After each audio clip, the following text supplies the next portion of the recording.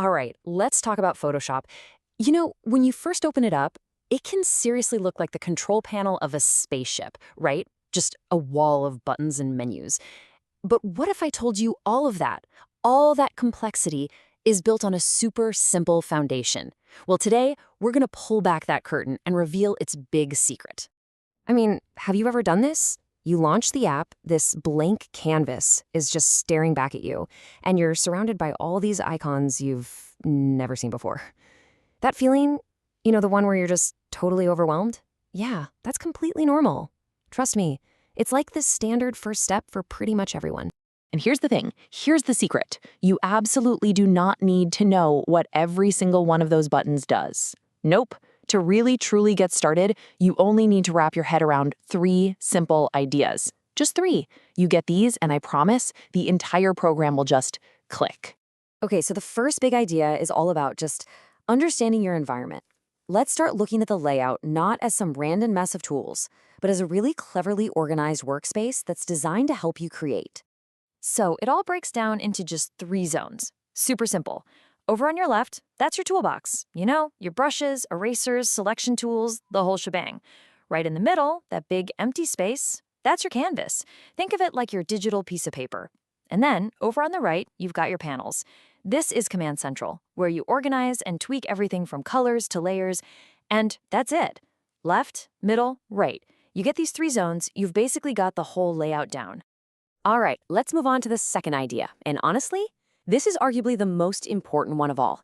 If Photoshop has a secret ingredient, a kind of magic sauce, it is 100% layers.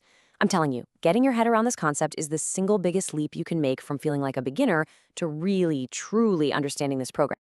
So what are layers? Well, this is the best way to think about it. Imagine you've got a stack of those clear, transparent sheets, like the ones from an old school overhead projector. You could draw a circle on one sheet, then grab another and draw a square. And on a third one, you could light some text. Now, when you stack them all up, you see the complete picture, right? But here's the magic. You can move or erase or change any single one of those sheets without messing up the others at all. That is the power of layers. So the really crucial part is how you control them. See that panel over on the right? The order they're stacked in there literally determines what's in front and what's behind in your image. And you see that little eye icon next to each one? Just click it, and poof, the layer disappears. It's perfect for testing out ideas. You can also play with the opacity slider to make a layer more or less transparent. They're really simple controls, but for an incredibly powerful concept. Okay, so we've got our workspace, we get what layers are. Now let's talk about that giant toolbar on the left. But, and this is a big but, we are not going to try and memorize it, we're going to understand it. Look, trying to learn every single tool one by one, that's just a recipe for frustration. It's not going to work. The much smarter way to do this is to understand what kind of job they do.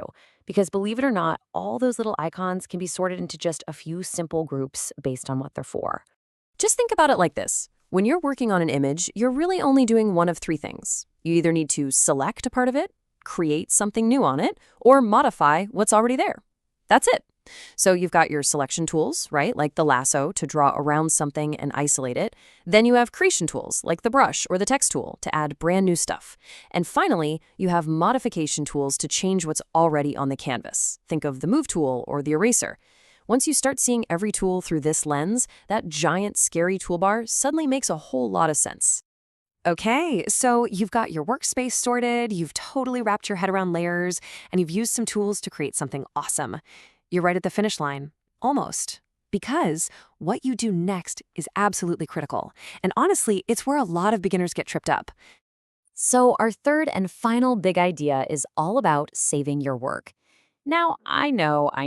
Saving sounds simple, right? But getting this wrong is such a classic beginner mistake. The key is to realize there isn't just one save button. There are actually 2 totally different ways to save, and they do completely different things.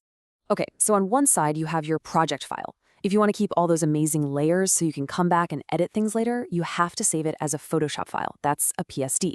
Think of this as your master copy, your editable blueprint. But when you're ready to actually share your work with the world, post it online or email it to a friend, you export it. You export it as a JPEG or a PNG. This basically flattens all those transparent sheets down into one single flat image that anybody can open. I love this analogy. The PSD is your recipe, but the JPEG, that's the finished cake. And that's it. That's really the big secret to Photoshop. It was never about memorizing hundreds of buttons and menus. It's about understanding these three pillars: knowing your workspace, using layers to build your image, and saving your work the right way for the right reason. So what you have now isn't just a list of instructions. It's a mental map. It's the framework that takes Photoshop from being this intimidating beast and turns it into what it actually is: a simple, powerful tool. From now on, you can click on all those other buttons, not with fear, but with curiosity. So, the fear is gone. The path forward is clear. And really, the only question left is, now that you know the secret, now that you know how it all works, what are you going to create first?